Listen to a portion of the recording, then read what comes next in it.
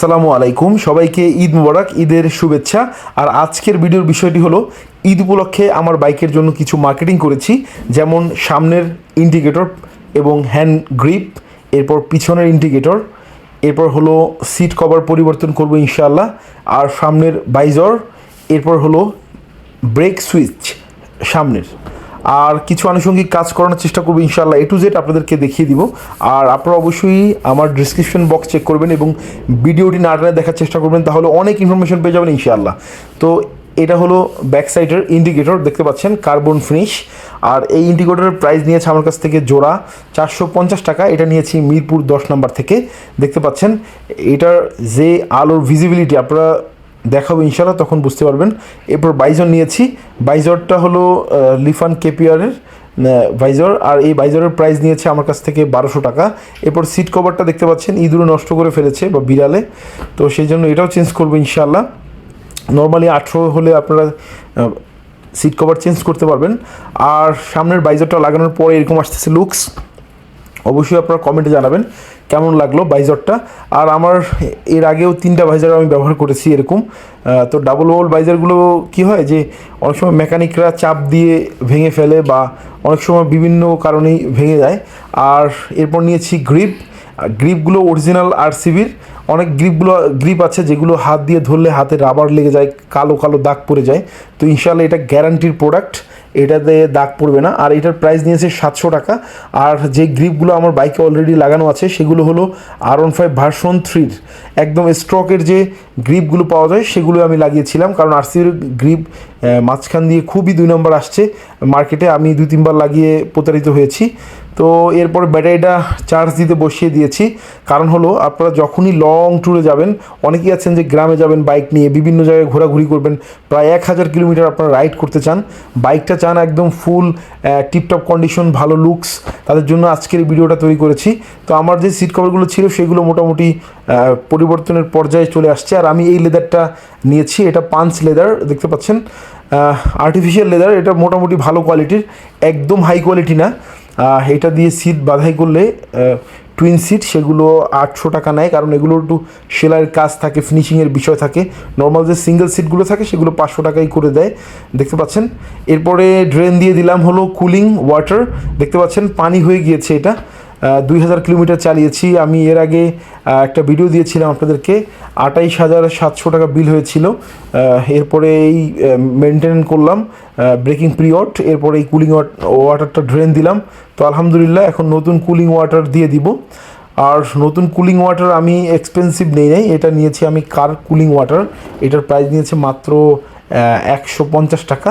এটা আমি আবার কিছুদিন পরে ড্রেন করে দিব। ভাবলাম যে এক্সপেন্সিভ কুলিং ওয়াটারগুলো নিলে যেটা হয় যে আবার কিছুদিন পরে যদি আমি আবার ড্রেন দিয়ে দিই তখন পুরোটাই লস হয়ে যাবে, সেই জন্য একটু কম দামিটা নিয়েছি।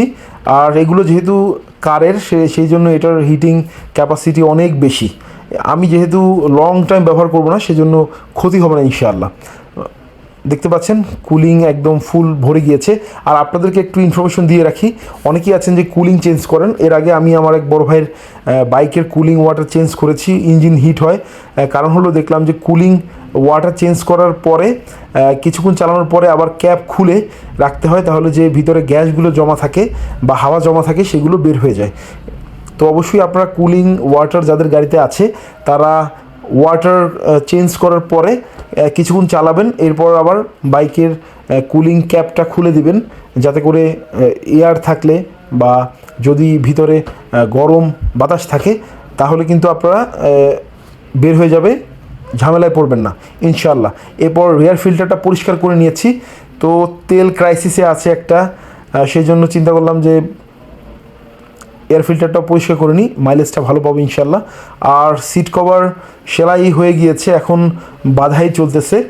তো স্টাপলার দিয়ে সুন্দরভাবে বাধাই করা হচ্ছে।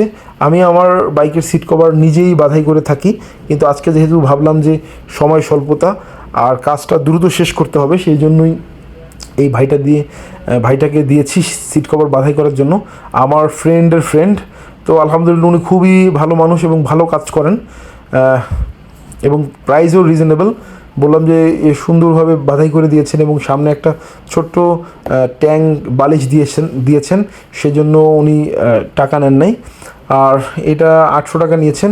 লেদারটা একটু ভালো মানের, মোটামুটি অনায়াসে 1 বছর ব্যবহার করা যাবে, এরপর আমি আবার চেঞ্জ করে নেব ইনশাআল্লাহ। তো সব কিছু মিলিয়ে সিটটা বাধাই করা কমপ্লিট হয়ে গেলে আমাদের শুধু কাজ থাকবে ওয়াশটা। আলহামদুলিল্লাহ ওয়াশে নিয়ে আসছি, ওয়াশ করা হচ্ছে। আর আজকে আকাশের অবস্থা খুবই খারাপ, মেঘলা মেঘলা হয়ে আছে, মনে হচ্ছে যে ঈদের দিনও বৃষ্টি থাকতে পারে। তো তারপরও বাইকটা যেহেতু এতগুলো কাজ করিয়েছি এই জন্য আবার ওয়াশে নিয়ে আসলাম। দেখতে পাচ্ছেন মেঘ জমে আছে আর থমকে আছে, বাতাস চলছে চারোদিকে, আর ঠান্ডা একটা বাতাস, মনে হচ্ছে যে কোথাও একটা বৃষ্টি হচ্ছে বড় ধরনের। তো সব কিছু মিলিয়ে আজকে যে কাজগুলো করলাম আলহামদুলিল্লাহ, কাজ শেষ করে চলে আসলাম বাসার সামনে। আর কাজগুলো করলাম হলো সামনের ভাইজর এবং সামনের ইন্ডিকেটর, এরপর ব্রেক সুইচ, এরপর মোবিল, এরপর কুলিং ওয়াটার, এরপর হলো সিট কভার, এরপর হলো ব্যাক সাইডের ইন্ডিকেটর, এরপর একটা রাবার নিয়েছি। সব কিছু মিলিয়ে বাইকটা ওয়াশ করেছি, এরপর এয়ার ফিল্টার পরিষ্কার করেছি, এরপর মোবিল ফিল্টার পরিষ্কার করেছি। সব কিছু মিলিয়ে ওভারঅল লুকস এরকম আসতেছে আমার বাইকের। আর পিছনের ইন্ডিকেটরগুলোর ভিজিবিলিটি এত পরিমাণ ভালো যেটা আসলে ক্যামেরায় কতদূর বোঝা যাচ্ছে আসলে বুঝতে পারতেছি না, কিন্তু আলহামদুলিল্লাহ। এরপর গ্রিপ চেঞ্জ করেছি আরসিবি, যেগুলো আপনাদেরকে দেখিয়েছি। তো ওভারঅল A to Z আমি আমার ডিসক্রিপশন বক্সে দিয়ে দেবো ইনশাল্লাহ। আপনারা অবশ্যই ডিসক্রিপশন বক্স ঘুরে আসবেন, কোনটার কত প্রাইস, টোটাল কত টাকার কাজ করালাম, আর সকল ফিডব্যাক ইনশাল্লাহ পাবেন আমার ডিসক্রিপশন বক্সে। আর যদি ভিডিওটি ভালো লেগে থাকে লাইক, কমেন্ট, শেয়ার, সাবস্ক্রাইব করতে ভুলবেন না। সিটটার লুকসটা কেমন আসে অবশ্যই জানাবেন। আর দেখা হবে নতুন কোনো ভিডিওতে। সবাই ঈদের টাইমে অবশ্যই খুব সেফলি রাইড করার চেষ্টা করবেন বাইক। সবার জন্য দোয়া রইল, আপনারা অবশ্যই আমার জন্য দোয়া করবেন সবাই। আর যেটা না বললেই না, অবশ্যই আপনার শখের বাইকটা সবসময় একটু মেনটেন্যান্সের উপরে রাখবেন, তাহলে সার্ভিসটা কিন্তু খুব ভালো পাবেন ইনশাআল্লাহ। ভিডিওটি কেমন লাগলো অবশ্যই কমেন্টে জানাবেন। ভালো থাকলে লাইক, কমেন্ট, শেয়ার, সাবস্ক্রাইব করতে ভুলবেন না। দেখা হবে নতুন কোনো ভিডিওতে। আসসালামু আলাইকুম, আল্লাহ হাফিজ।